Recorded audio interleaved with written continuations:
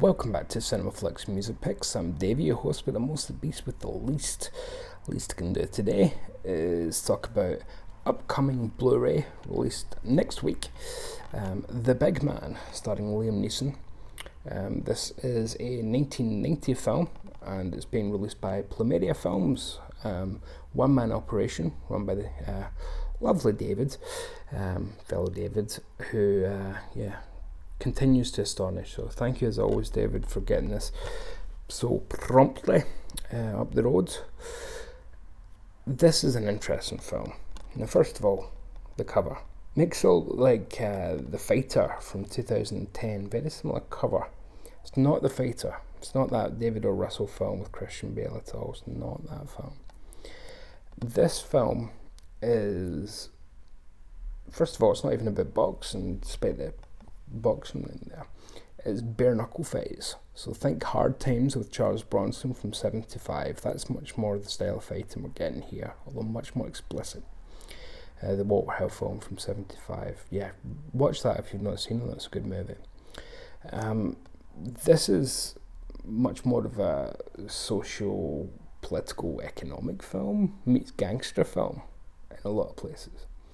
So Liam Neeson plays Danny, who is a miner who lost his job, as all the miners did in the 80s, because of the Tories exponentially pushing for the end of the mining industry so they could import cheaper, and they, rightly they recognised there was only a finite amount of coal to go around, but they didn't allow for a time scale of that. They just kind of did it in one fell swoop, closed down a lot of the pits, where all of a sudden it meant that these whole communities who relied on the mining overnight, everybody lost their jobs.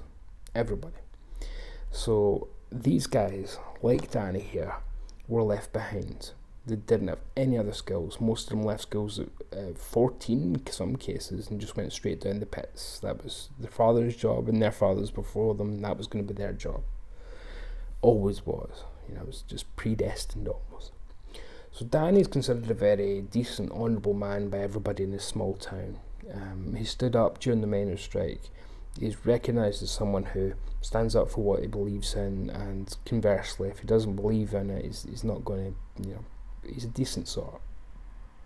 He's got his pride. He's, even in a difficult time, he won't take the easy way out. However, needs must, and food needs put on the table. He needs to provide for his kids, and unfortunately, he's made an offer by his friend, played by Billy Connolly no less, to have a meeting with local businessmen / gangster. That's always implied, but never, it's a while before they kind of really go into that. Played by Ian Bannen, the wonderful Ian Bannen. He takes the meeting, and Ian Bannen says to him, "You just need to do this one fight. That's it. Kind of backstreet brawl, just me and another businessman. I've got this kind of rivalry, and I want you to be my fighter." And he's going to pick one, and you just go at it, and what have you got to lose apart from the fight? So Liam Neeson, okay, not too sure about this. And then Ian Bannen shows him this 12-year-old child who has marks all over their arm. It says, okay, basically, I'm a gangster, but I'm a nice gangster. The guy that I'm up against, played by Morris Reeves, wonderful Morris Reeves, late, great Morris Reeves. He's the bad kind of gangster, and he's the reason that all these local kids are into heroin. He's supplying the heroin for all these 12-year-olds to get hooked.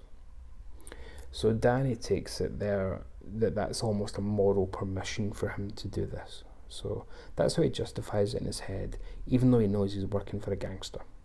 Okay, so that's your kind of setup. But it goes much deeper than that. The fight itself is still about 40 minutes from the end of the film, and it's a remarkable fight. The way it's shot is very industrial. It's almost like something from a David Lynch film in places. It's very industrial looking, with light kind of shining on the fighters, and giving them a very lonesome feel. It's very primal, as if these two guys are just going at it like cavemen. It doesn't have the sense of crowd like that does. And the soundtrack of the film is done bizarrely by Ennio Morricone, which, when you're watching scenes set on an estate in Scotland, I guess they call them schemes, and what they call them in America, projects, places that are almost designed for poor people to live in, basically, intentionally poor people. Keep them there. That's the kind of a environment that we're talking about here. But we're dealing with Danny coming from that background and not having a way out of it. There's no chance for him. He goes for a job as a van driver, he can't even get that because he's not qualified, even though he's got a driver's license. So he's not got many options.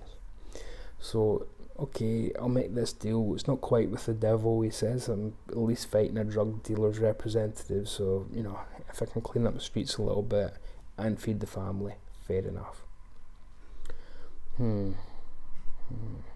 Is that what's happening?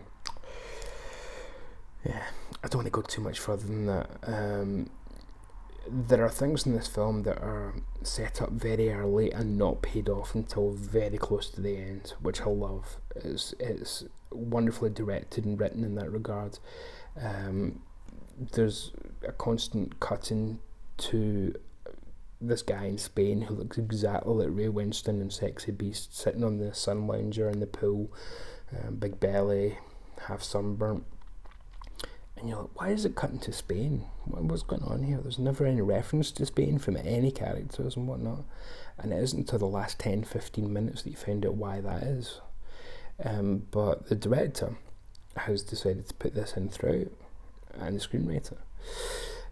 But, so it's much more interesting than just an A to Z story. It has got a lot more flair to it. And again, Ennio Morricone doing the soundtrack just gives it this... Okay, this is very strange. He's doing a soundtrack for a Scottish industrial estate. Or, okay, he's doing it for a boxing fighting scene. That makes more sense for his kind of oeuvre. Oh, he's doing it for a crime thriller. Now that makes even more sense. So it he's all over the shop, just like the film is. So it's not one genre, this. It really is a very unusual film in that regard. The performances all round are fantastic, even if Liam Neeson's accent's pretty atrocious. You get some great character actors. In fact, you get some major actors popping up in small roles. Hugh Grant's in it, with a better Scottish accent than Liam Neeson, it has to be said. Peter Mullan, Julie Graham, loads of familiar faces from TV and film since this film came out. Terrific. But the director himself, David Leland, was also the co-writer of Mona Lisa, the Bob Hoskins film. And that also explored a working class man who gets involved almost accidentally in a criminal underworld. So that's kind of a theme that David Leland likes to explore, how a working class person with good intentions can get involved with some bad stuff if they just say yes one too many times. He also wrote, because Alan Clark directed, Made in Britain with Tim Roth, which again is about a disaffected working class person who sees no future and decides to become a skinhead and fall in with that crowd because it's the only future he can see. So he very much is a director that has this, I don't want to go into say, tour and whatnot, but he certainly has themes that he likes to explore, like a playwright would, for example.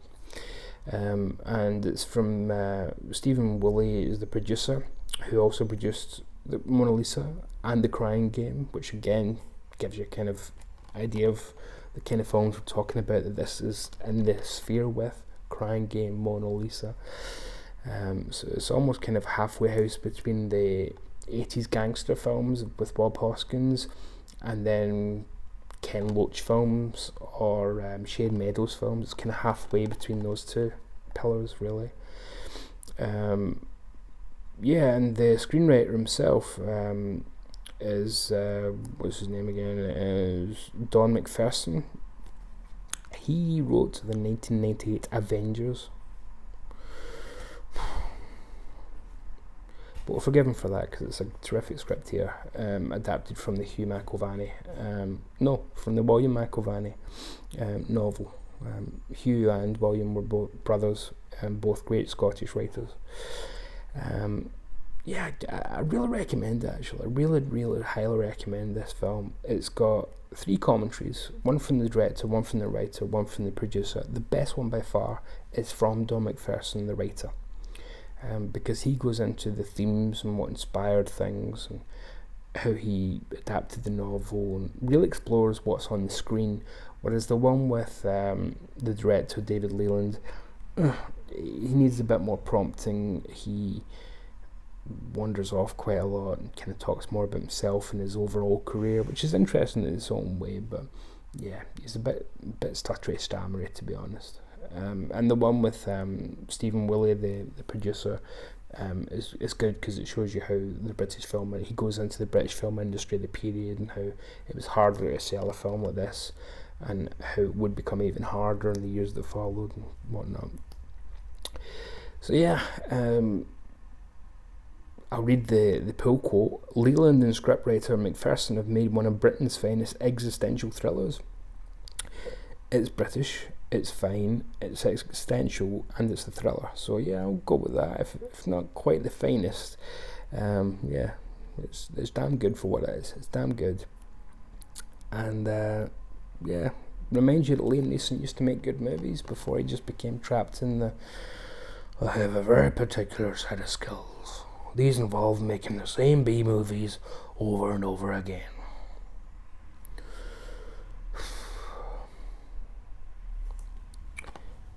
Again, Hugh Grant's accent's better in this than Liam Neeson's.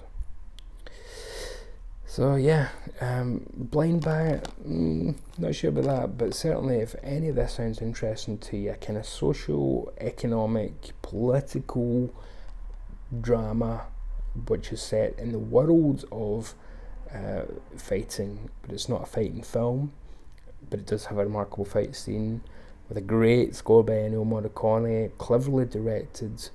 I think this is an underrated film. So it's not Long Good Friday. We're not talking about being up here, but at the same time, I'd watched this before any of the Guy Ritchie movies from later in the 90s, any of them. So yeah, well recommended, highly recommended. Folks, thank you very much for your attention. 13 minutes to talk about a new film, maybe a little bit much, but well, why not? Why not? My channel after all. Plus, Plumeria deserve a spotlight to be shone on them. Support Plumeria, support all your independent little outlets that are bringing us these films to home video for the first time that just we wouldn't have otherwise, and producing extras, for goodness sake. What more can we ask? So yeah, if you've seen it, let me know what you think. If you haven't seen it, don't let me know what you think, but check it out. Yeah, apart from that, that's the end of the video. I never have a really clever way to end these things. These kind of segue into the usual sign off. But yeah, let me know what you think of this film, because I think it deserves a wider audience, and I hope that Plumeria, they've given us release that deserves to be seen by the audience. I hope that you take them up on their offer. So until next time, stay safe out there, and love and mercy.